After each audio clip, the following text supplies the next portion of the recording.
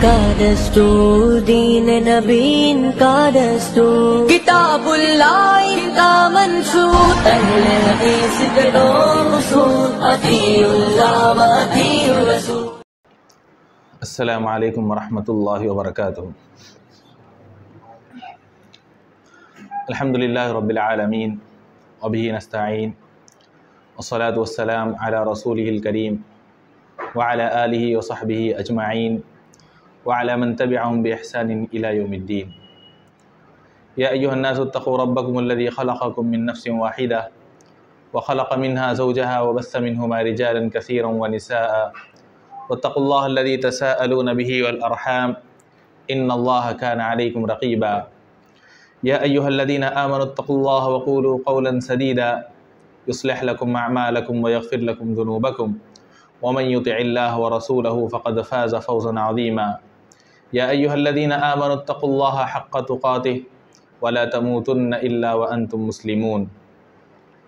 अम्मा बअद फ़इन्न ख़ैरल हदीस किताबुल्लाह व ख़ैरल हदयि हदयु मुहम्मदिन सल्लल्लाहु अलैहि वसल्लम व शर्रल उमूरि मुहदसातुहा व कुल्लु मुहदसतिन बिदअह व कुल्लु बिदअतिन ज़लालह व कुल्लु ज़लालतिन फ़िन्नार। अऊज़ु बिल्लाहि मिनश शैतानिर रजीम। बिस्मिल्लाहिर रहमानिर रहीम। शहरु रमज़ान अल्लज़ी उन्ज़िल फ़ीहिल क़ुरआन हुदल लिन्नासि व बय्यिनातिन मिनल हुदा वल फ़ुरक़ान फ़मन शहिद मिनकुमुश शहर फ़ल्यसुम। मुअज़्ज़ज़ हाज़रीन, तमाम किस्म की तारीफ़, बड़ाई, किबरियाई उस अल्लाह वहदहु ला शरीक के लिए है, जिस अल्लाह ने आज हमें यहाँ पर कुछ दीन की बातें सुनने और सुनाने का मौका नसीब फरमाया। बादहु दर्द व सलाम नाजिल हो तमाम अंबिया कराम पर, खुसूसन आखिरी नबी जनाब मुहम्मदुर रसूलुल्लाह सल्लल्लाहु अलैहि वसल्लम पर।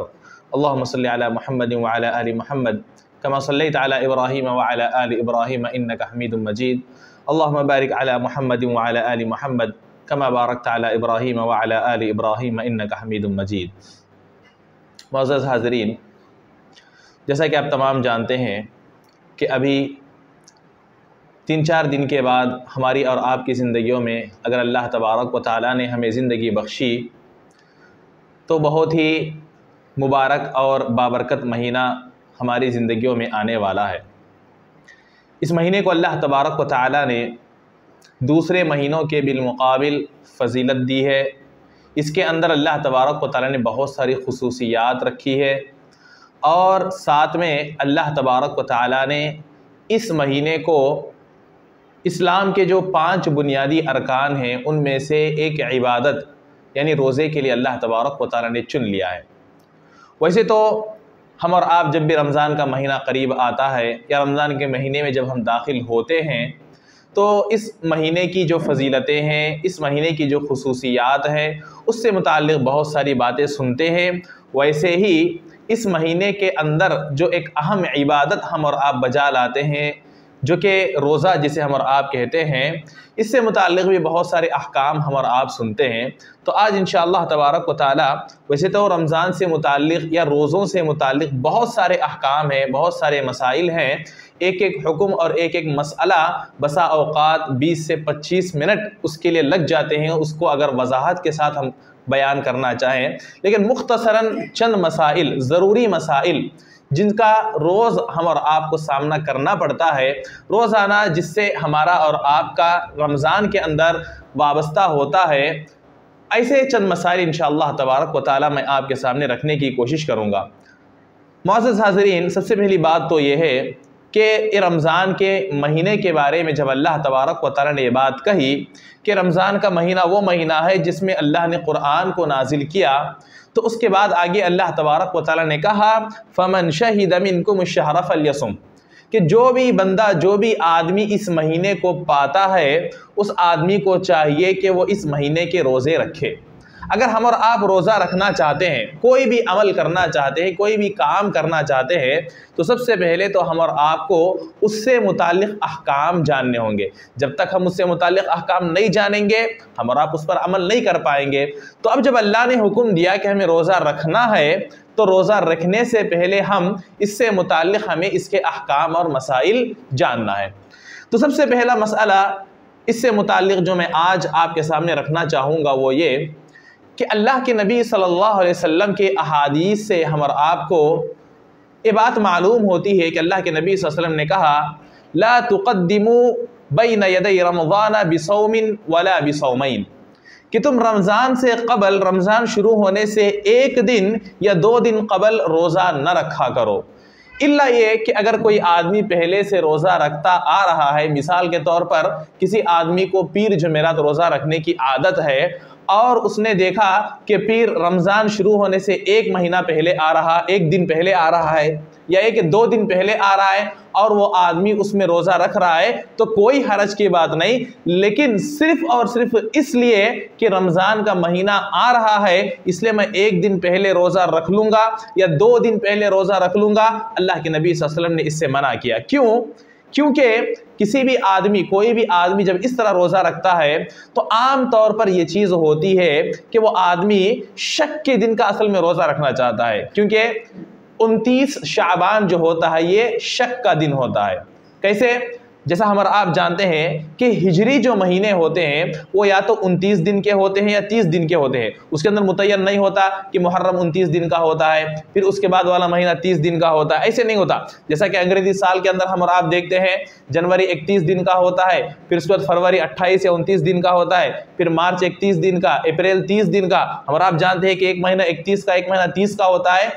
लेकिन हिजरी के अंदर, हिजरी जो महीने उसमें ऐसी बात नहीं होती, या तो 29 दिन का महीना होता है या 30 दिन का महीना होता है। लेकिन वो चीज़ कैसे तय पाती है? चांद के देखने की वजह से। इसीलिए अल्लाह के नबी ने कहा, सूमू लिरुयतिही व अफ्तिरू लिरुयतिही फ़इन गुम्मा अलैकुम फ़अतिम्मू 30 मिन शाबान।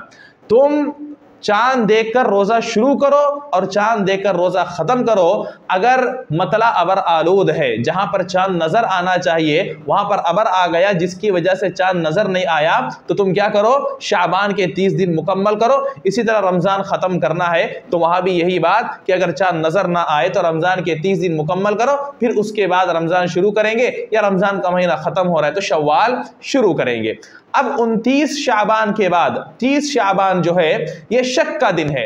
अब कोई आदमी ये सोचे कि चलो हमको तो चांद नज़र नहीं आया, हो सकता दुनिया में कहीं नज़र आया हो, तो वो आदमी ये सोच रहा है कि यहाँ तो 30 शाबान है लेकिन कहीं ना कहीं तो एक रमज़ान होगा, तो मैं क्या करता हूँ? रोज़ा रख लेता हूँ एहतियात के तौर पर, मैं एहतियात के तौर पर रोज़ा रख लेता हूँ। तो ऐसा नहीं करना चाहिए। जब तक हम और आप शाबान का महीना मुकम्मल नहीं कर लेते उस वक्त तक हम और आपको रमज़ान से 1 दिन या 2 दिन पहले रोज़ा रखने की अल्लाह के नबी सल्लल्लाहु अलैहि वसल्लम ने इजाज़त नहीं दी है। किसी भी तरह से हो, महीना ख़त्म होता है, महीना या तो चांद देखने से ख़त्म होगा या 30 दिन मुकम्मल करने से ख़त्म होगा, उसके बाद ही हम और आप अपने रमज़ान के रोज़ों की शुरुआत करें। उससे पहले 1 या 2 दिन पहले हम रोज़ा ना रखें। ये सबसे पहला मसला। दूसरा मसला ये कि हम और आप कोई भी इबादत करना चाहते हैं तो ये मशहूर हदीस है, हमें का हर आदमी हदीस जानता है। अल्लाह के नबी सल्लल्लाहु अलैहि वसल्लम के, अल्लाह के नबी ने फरमाया, इन्नमल अअमालु बिन्नियात, कि तमाम अमाल का दारो मदार नीयतों पर होता है। तो इसी तरह हर इबादत के लिए जैसे हमारी नीयत होती है नमाज के लिए, ज़कात देने के लिए, इसी तरह हज के लिए, इसी तरह रोज़े के लिए भी हम और आपको नीयत करनी होगी। हर अमल नीयत के बगैर नामुकम्मल और नाक़िस है। इसी तरह रोज़ा भी ये नीयत के बगैर नामुकम्मल और नाक़िस है। अल्लाह के नबी सल्लल्लाहु अलैहि वसल्लम ने रमज़ान के रोज़ों की नीयत के मुतालिक ये बात बयान फरमाई, मन लम युबय्यितिस सियाम फला सियाम लहू, कि अगर कोई आदमी रात में रोज़े की नीयत न करे तो फिर उस आदमी का रोज़ा नहीं होगा। यानी अगर हम रमज़ान के महीने में रोज़े रखना चाहते हैं और उसकी नीयत अगर हम और आप करना चाहते हैं तो नीयत हम और आप कब करेंगे? फ़र्ज़ रोज़ों की नीयत हम और आपको रात में करके इसकी नीयत सोनी चाहिए, या कम अज़ कम सहरी का जो वक्त शुरू होता है उससे पहले तक हम और आपके लिए नीयत करने के लिए वक्त रहता है। उसके दरमियान, रात में सोने से लेकर सहरी का वक्त शुरू होने से दरमियान तक हम और आप फ़र्ज़ रोज़े की नीयत करें। अगर रमज़ान के अलावा भी अगर कभी हम फ़र्ज़ रोज़े रखते हैं, मिसाल के तौर पर रमज़ान के रोज़े छूट गए थे, हमने चाहा कि कल रोज़ा रखेंगे, तो उस वक्त भी यही मसला आएगा। अगर कोई रोज़ा फ़र्ज़ है, इसी तरह वो रोज़ा जो हमने अपने आप पर फ़र्ज़ कर लिया, जैसा कि हमने कोई नज़र मानी अब वो रोज़ा हमारे ऊपर फ़र्ज़ हो गया, ऐसा होगा तो मैं फ़ुला दिन रोज़ा रखूँगा तो वो भी फ़र्ज़ हो गया, तो इसके लिए भी ये शर्त होगी। लेकिन अगर नफिल रोज़ा है तो अहादीस से हमें ये बात मालूम होती है कि ज़वाल से पहले तक अगर आदमी ज़वाल तक कुछ खाया पिया नहीं है तो ज़वाल से पहले तक वो आदमी रोज़े की नीयत कर सकता है नफिल के अंदर। लेकिन फ़र्ज़ रोज़ों की जहाँ तक बात है, रात में आदमी को नीयत करनी चाहिए और उसका वक्त सहरी के वक्त से पहले तक होता है। अब नीयत कैसे करेगा आदमी? जैसा कि एक बात मारूफ है कि लोग जो है ज़ुबान से नीयत करते हैं, बाकायदा नीयत के लिए एक दुआ भी लोग जो है पढ़ते हैं, नवैतु अन असूम गदन लिल्लाहि तआला मिन सौमी रमज़ान, कि मैं रमज़ान के रोज़ों में से एक रोज़ा कल रखने की मैं नीयत करता हूँ। आज के रोज़े की नीयत नहीं हो रही, पहली बात तो ये कि उसके अंदर बोल रहे हैं मैं कल रखूँगा। अगर आज का रोज़ा फिर हमारा कहाँ चला गया? कल की नीयत कर रहे हैं और आज रोज़ा रख रहे हैं, तो अल्फाज से खुद ये बात मालूम होती है कि सही हदीस नहीं है। अगर अल्लाह के नबी सल्लल्लाहु अलैहि वसल्लम के अल्फाज होते तो अल्लाह के नबी सल्लल्लाहु अलैहि वसल्लम अपने ऐसे अल्फाज अपनी ज़ुबान से नहीं निकालते जो कि अकल से भी टकराने वाली हो और शरीयत से भी टकराने वाली हो। तो ये चीज़, तो ये अल्फाज जो दुआ के हैं ये तो शरीयत से भी टकराने वाले हैं, और दूसरा ये कि ये हमारे और आपके अकल से भी टकराने वाले हैं कि हम रोज़ा तो आज का रख रहे हैं लेकिन नीयत कल की कर रहे हैं। और दूसरी बात ये कि अहादीस में कहीं पर भी ये चीज़ साबित नहीं है कि अल्लाह के नबी सल्लल्लाहु अलैहि वसल्लम ने हम और आपको नीयत के लिए कोई अल्फाज सिखाए हो, न नमाज के लिए, न रोज़े के लिए, न ज़कात के लिए, सिर्फ और सिर्फ हज की नीयत के लिए अल्लाह के नबी सल्लल्लाहु अलैहि वसल्लम की हदीसों से ये बात मालूम होती है कि हमें ज़ुबान से नीयत अदा करना होगा। वरना नीयत किसे कहते हैं? दिल के इरादे का नाम। हमारे दिल में जो इरादा आता है, हम जो दिल के अंदर जो सोचते हैं कि मुझे ये काम करना है, ये नीयत है। आप सोचते हैं कि अभी मुझे यहाँ से फलां जगह जाना है, ये आपकी नीयत हो गई। दिल में जो ख्याल आता है ना, हमारे दिलों में कोई भी काम करने के लिए या ना करने के लिए, कोई हम काम कर रहे हैं, कोई गुनाह कर रहे हैं, हमारे दिल में ख्याल आया कि अभी मुझसे आइंदा से मुझे काम नहीं करना, गोया कि आपने नीयत की कि अब से मैं ये बुराई नहीं करूँगा, अब से मैं ये गुनाह छोड़ रहा हूँ। आपके दिल में ख्याल आया, आपने सोचा कि चलो अभी वक्त है 2 रकात नमाज पढ़ लेते हैं, आपने नमाज की नीयत की। अब सहरी की नीयत हम और आप कैसे करेंगे? उसके लिए जो है अलग से बैठकर सोचने की कोई ज़रूरत नहीं है कि आप सोने से पहले बैठ रहे हैं और अपने दिल में बात ला रहे हैं कि मुझे सुबह में उठना है, सहरी करना है और रोज़ा रखना है। आप जो है, आपके दिल में ये बात होती है, आपके दिमाग में ये बात होती है कि मुझे सुबह में सहरी खाने के लिए उठना है, ये जो ख्याल आ गया ये खुद नीयत है। आप अपने मोबाइल में अलार्म लगाते हैं, आम दिनों में फजर की अजान के लिए, फजर की जमात के एतबार से आप अलार्म लगाते हैं, लेकिन जब रमज़ान का महीना होता है या आपको रोज़ा रखना होता है तो आप क्या करते हैं? सहरी के वक्त के मुताबिक आप अलार्म लगाते हैं। तो आप ये जो अलार्म फिट कर रहे हैं ये खुद एक नीयत है। आप अलार्म इतने बजे क्यों लगा रहे हैं? आम दिनों में आप 5 बजे अलार्म लगाते हैं, लेकिन रोज़ा रखने के लिए आप 4 बजे अलार्म लगा रहे हैं। 1 घंटा पहले आप क्यों उठ रहे हैं? आपकी नीयत क्या है? क्या सोचकर आप 1 घंटा पहले अलार्म लगा रहे हैं? यही सोचकर कि मुझे 1 घंटे में उठना है, तैयार होना है, इसी तरह मुझे सहरी खानी है, तो ये खुद नीयत हो गई। इसी तरह जैसा कि इसकी मिसाल देखिए, आप जो है मस्जिद आते हैं, किस लिए आते हैं? नमाज के लिए, नमाज पढ़ने के लिए। आप नल खोलते हैं वजू करने के लिए, ये खुद नीयत है। तो नीयत जो है कोई बड़ी बात नहीं है, कोई बड़ी चीज़ नहीं है कि हमें उसके लिए अलग से वक्त निकालना होगा, उसके लिए कुछ अल्फाज कहने होंगे, उसके लिए जो है एक जगह बैठना होगा, सोचना होगा, ये सब चीज़ें नहीं है। हमारे दिल में जो ख्याल आ गया बस यही नीयत है। तो ये नीयत जो है रमज़ान के रोज़ों के ताल्लुक़ से, यानी फ़र्ज़ रोज़ों के ताल्लुक़ से भी हम और आपको नीयत करनी है। ये नीयत करके, ये इरादा करके हम और आप सोएं। और दूसरी बात ये भी है इस नीयत के ताल्लुक़ से कि हर रोज़ हम और आपको नीयत करनी चाहिए। ऐसा नहीं कि रमज़ान के शुरू में हम नियत कर लिए कि मुझे 30 के 30 रोज़े रखने हैं या 29 रोज़े रखने हैं, अगर 30 हो गए तो 30 रोज़े रखने हैं। फिर उसके बाद आपने कभी भी, आपके दिमाग में ये बात नहीं आई, आपने ये ख्याल अपने दिमाग में नहीं लाया, नहीं होगा। रोज़ाना आपको नियत करनी होगी, क्योंकि हर दिन का रोज़ा एक अलग इबादत है। जिस तरह फजर की नमाज एक इबादत है, ज़ोहर की नमाज इबादत है, ठीक है, फजर, ज़ोहर, असर, मगरिब, ये तमाम की तमाम चीज़ें नमाज ही है, लेकिन ये अलग नमाज है, ये अलग नमाज है, ये अलग नमाज है। इसी तरह रमज़ान के अंदर जो हम 29 रोज़े रखने वाले हैं या 30 रोज़े रखने वाले हैं, हर रोज़ा अपनी जगह एक इबादत है। तो इस तरह रोज़ाना हम और आपको इसके ताल्लुक़ से नियत करना चाहिए।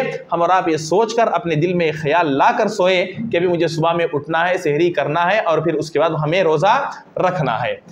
इसके बाद रमज़ान के जो या रोज़ों के जो मसाइल हैं उनमें से एक अहम मसला ये है, अहम बात यह है कि हम में के हर आदमी को सहरी करने की फ़िक्र करनी चाहिए। हम में का हर आदमी कोशिश करे कि वो आदमी सहरी खाए, क्योंकि अल्लाह के नबी सल्लल्लाहु अलैहि वसल्लम ने हदीस में बयान फरमाया, तसहरू फ़इन्न फ़िस्सुहूरी बरका, कि तुम तमाम के तमाम लोग सहरी किया करो, इसलिए कि सहरी करने में बरकत है।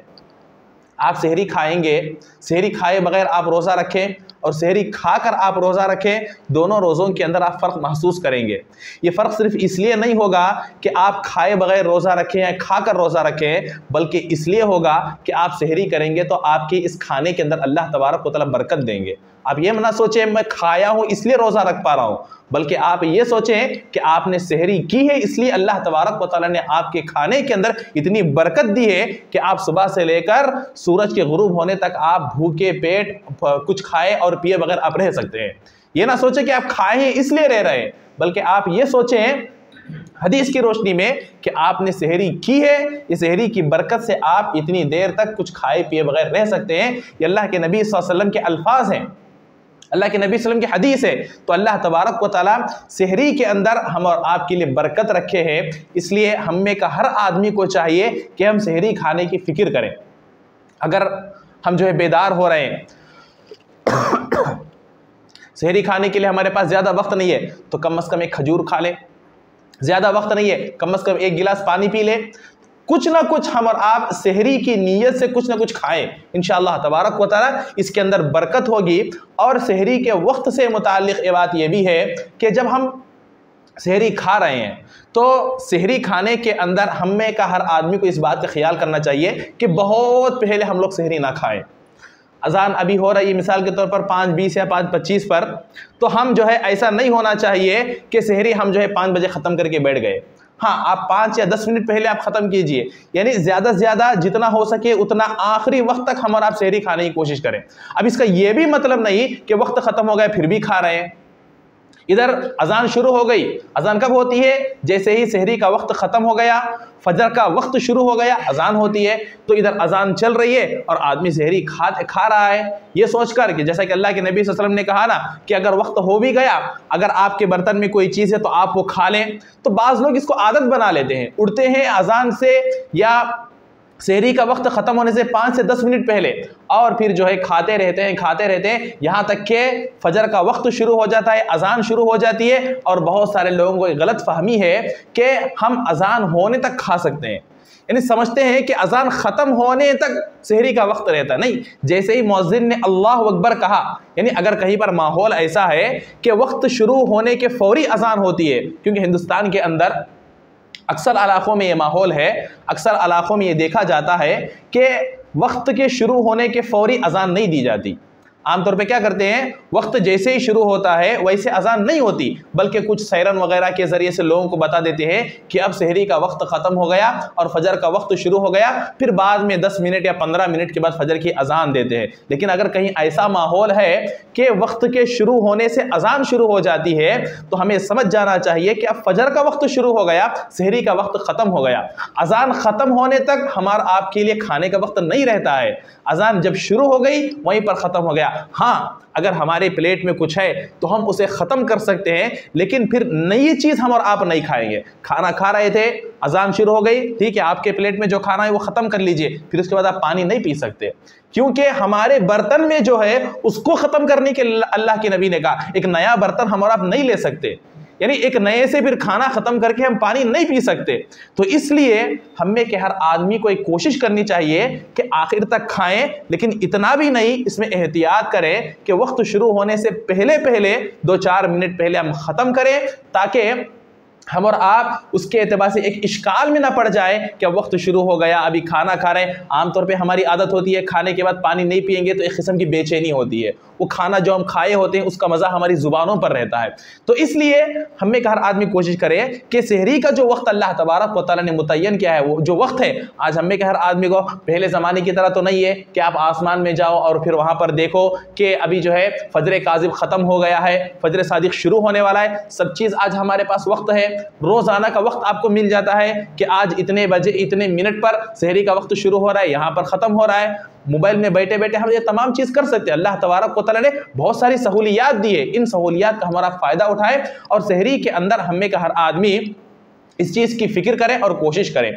इसी तरह इफ्तार का जो मसला है, सहरी के बाद इफ्तार जो होती है, इफ्तार से मुताल्लिक़ अल्लाह के नबी सल्लल्लाहु अलैहि वसल्लम ने हमारा आपको ये बात बताई, ला यज़ालुन्नासु बिखैरिन मा अज्जलु अल-फित्रा, कि लोग बराबर खैर पर रहेंगे जब तक कि वो इफ्तार करने में जल्दी करेंगे।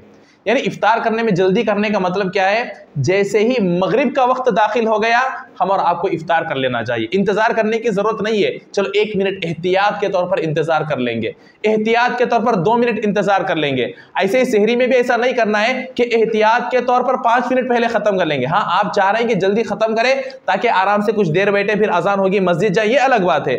लेकिन एहतियात के तौर पर 5 मिनट पहले ख़त्म करें सहरी, या एहतियात के तौर पर 2 मिनट बाद इफ्तार कर रहे हैं, 3 मिनट बाद इफ्तार कर रहे हैं, ये अल्लाह के नबी सल्लल्लाहु अलैहि वसल्लम की अहादीस के सरी खिलाफ है। हमारा आपको क्या करना चाहिए, इफ्तार में जल्दी, जल्दी का मतलब वक्त से पहले नहीं, बल्कि जैसे ही वक्त खत्म हुआ फौरन हम और आपको इफ्तार कर लेना चाहिए। हाँ, अगर कोई किसी आदमी के पास इफ्तार का वक्त हो गया लेकिन इफ्तार करने के लिए खजूर नहीं है, पानी नहीं है, सफ़र में है, इसकी वजह से ताखिर हो गई तो अलग बात है। लेकिन वो आदमी नियत कर ले कि अब मेरा रोज़ा ख़त्म हो गया, हाँ कुछ चीज़ नहीं मिल रही इसकी वजह से मैं नहीं खा रहा हूँ, नहीं पी रहा हूँ, लेकिन अभी यहाँ से मेरा रोज़ा क्या हो गया। अगर कोई आदमी जो है मगरिब का वक्त दाखिल हो गया लेकिन कुछ खाया पिया नहीं क्योंकि उसे मिला नहीं कुछ, अब मगरिब का वक्त दाखिल होने के या इफ्तार का वक्त दाखिल होने के 1 घंटे के बाद वो आदमी खा रहा है, पी रहा है, 1 घंटे के बाद उसे कुछ खाने पीने के लिए मिला, तो बहुत सारे लोग कहते हैं कि आज मैंने 1 घंटा ज़्यादा रोज़ा रखा। ऐसी कोई बात नहीं है, जैसे इफ्तार का वक्त हुआ आपका रोज़ा ख़त्म हो गया, ये अलग बात कि आपको खाने के लिए कुछ नहीं मिला। हाँ, 1 घंटा आप जायद भूखे रहे, लेकिन 1 घंटा जायद अल्लाह तबारक व तआला हमको सवाब नहीं देगा, क्योंकि वहाँ से रोज़े का वक्त ख़त्म हो गया जैसे ही इफ्तार का वक्त शुरू हुआ। तो इफ्तार का वक्त शुरू होने के फौरी अगर हमारे पास खजूर है, पानी है, खाने की कोई भी चीज़ अगर मुयस्सर है तो हम फ़ौरन, अफजल ये है कि हम खजूर के ज़रिए इफ्तार करें, या अगर कोई भी चीज़ जो हमारे पास मुयस्सर है, पानी मिल रहा है या कोई भी चीज़ मिल रही, उससे हम और आप अपना रोज़ा जो है ख़त्म करें और इफ्तार करें। इसी तरह इफ्तार के लिए भी अल्लाह के नबी सल्लल्लाहु अलैहि वसल्लम की हदीसों के अंदर कोई दुआ साबित नहीं है कि ये दुआ पढ़कर हम और आप इफ्तार करें। बस कोई भी चीज़ खाना हो या पीना हो या कोई भी अच्छा काम करना हो तो नबी सल्लल्लाहु अलैहि वसल्लम की हदीसों से जो बात हमें मालूम होती है कि हम अल्लाह का नाम लें और वो काम शुरू करें। इसी तरह इफ्तार के अंदर भी हम बिस्मिल्लाह कहें और इफ्तार करें। हदीसों के अंदर ये बात आई है कि हम इफ्तार करने के बाद यानी खजूर और पानी पीने के बाद हम और आप ये दुआ पढ़ें, ज़हबज़्ज़मउ वबतल्लतिल उरूक़ वसबतल अज्रु इंशाअल्लाह, कि प्यास बुझ गई, रगे तर हो गई, अजर साबित हो गया इंशाअल्लाह तबारक व तआला। ये दुआ पढ़े। बाज़ उलमा ने ये भी कहा है, बाज़ उलमा ने ये इस्तिदलाल करके कहा है कि हमें ये दुआ इफ्तार करने से पहले पढ़नी चाहिए। यानी हम इसमें क्या कह रहे हैं, ज़हबज़्ज़मउ प्यास बुझ गई, वबतल्लतिल उरूक़ हमारी रगे तर हो गई।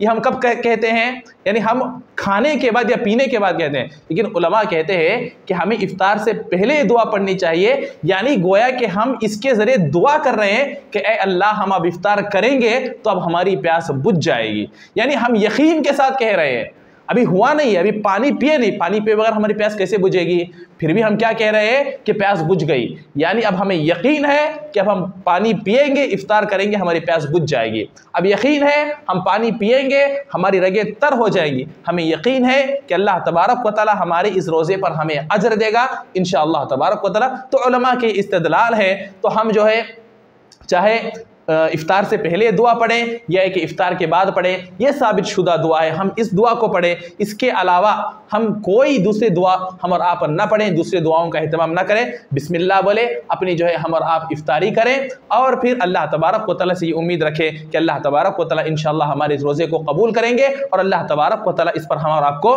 अजर देंगे। इसी तरह रोज़े से मुताल्लिक़ जो अहकाम व मसाइल हैं जो आम तौर पर हम और आप सुनते भी रहते हैं कि चंद ऐसी चीज़ें हैं जिसके करने से हम और आपका रोज़ा टूटता नहीं है। मिसाल के तौर पर हमने भूल कर कुछ खा पी लिया, ये आम तौर पर जो है शुरू के 2-3 रोज़ों के अंदर होता है, क्योंकि आदत नहीं होती है, आमतौर पे इस तरह होता है। फिर बाद में जब आदत हो जाती है तो ऐसे नहीं होता। लेकिन अगर आदत होने के बाद भी अगर कोई आदमी भूल कर कुछ खा पी लेता है तो इससे उसका रोज़ा टूटता नहीं है। अल्लाह के नबी सल्लल्लाहु अलैहि वसल्लम ने कहा, मन अकला नासियन फलयुतिम्म सौमहु, अगर कोई आदमी भूल कर कुछ खा ले तो उस आदमी को चाहिए कि वो अपना रोज़ा मुकम्मल करे। फ़इन्नल्लाह अतअमहु व सक़ाहु, क्योंकि उसे अल्लाह ने खिलाया है और पिलाया है, ये अल्लाह तबारक व तआला की तरफ से है।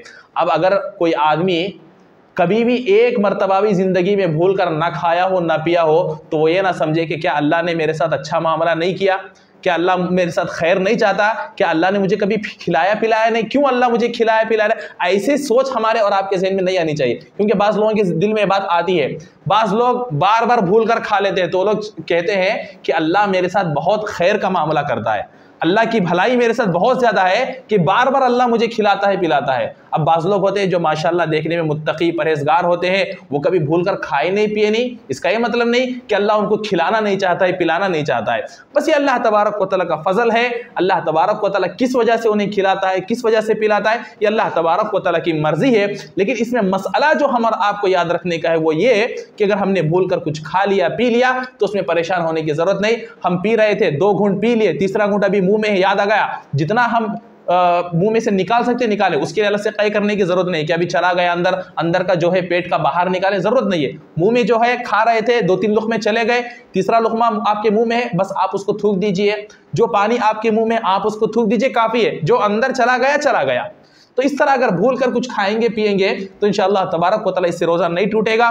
इसी तरह अगर खुद ब खुद क़य आ जाता है, खुद ब खुद क़य आ जाता है तो इससे भी रोज़ा नहीं टूटता। लेकिन अगर कोई आदमी जानबूझकर क़य करता है, अल्लाह के नबी सल्लल्लाहु अलैहि वसल्लम ने हदीस में बयान फरमाया कि अगर कोई आदमी मनिस्तक़ा, जो आदमी जानबूझकर क़य करता है तो फिर उस आदमी का रोज़ा टूट जाता है, जिस तरह कोई आदमी जानबूझकर कुछ खाता या पीता है। इसी तरह रोज़ा तोड़ने वाली या रोज़ा ना तोड़ने वाली चीज़ों के अंदर क्या है, अगर कोई आदमी बीवी से बोसो किनार करता है, बीवी से बोसा देता है, बीवी को बोसा देता है, तो इस सिलसिले में अल्लाह के नबी सल्लल्लाहु अलैहि वसल्लम की हदीसों से हम और आपको ये बात मालूम होती है कि आदमी को इस चीज़ से एहतियात करना चाहिए, क्योंकि ये चीज़ आदमी को ऐसी चीज़ की तरफ लेकर जाएगी जिससे रोज़ा टूट जाता है। अगर आदमी को अपने नफ्स पर कंट्रोल नहीं हुआ, अपने आप पर काबू नहीं पा सका, फिर वो आदमी आगे बढ़ा और फिर जो है अपनी बीवी से हमबिस्तरी कर लिया तो फिर इससे तो रोज़ा टूट जाता है।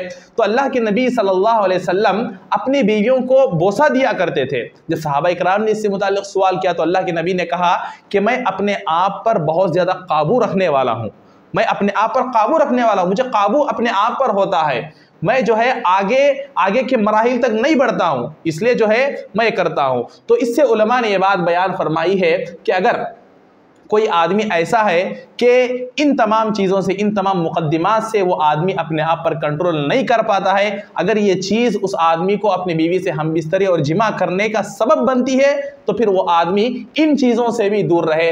लेकिन अगर किसी आदमी को अपने आप पर यकीन है, भरोसा है कि ये चीज़ उस चीज़ का सबब नहीं बनती तो फिर वो आदमी अपनी बीवी से मुआनका कर सकता है, अपनी बीवी से बोसो किनार कर सकता है, इससे भी उस आदमी का रोज़ा नहीं टूटता है। तो इस तरह से जो है ये रमज़ान से मुतालिक या रोज़ों से मुतालिक जो है चंद अहकाम है, चंद मसाइल है, बहुत सारे मसाइल है। रमज़ान का महीना आएगा, रोज़े हमारे और आपके दरमियान आएंगे तो हमारे सामने मुख्तलिफ़ किस्म के मसाइल, मुख्तलिफ़ किस्म की बातें आती रहेंगी। उस एतबार से आपके सामने भी जो है खुलकर मसले वाज़े होकर आते रहेंगे।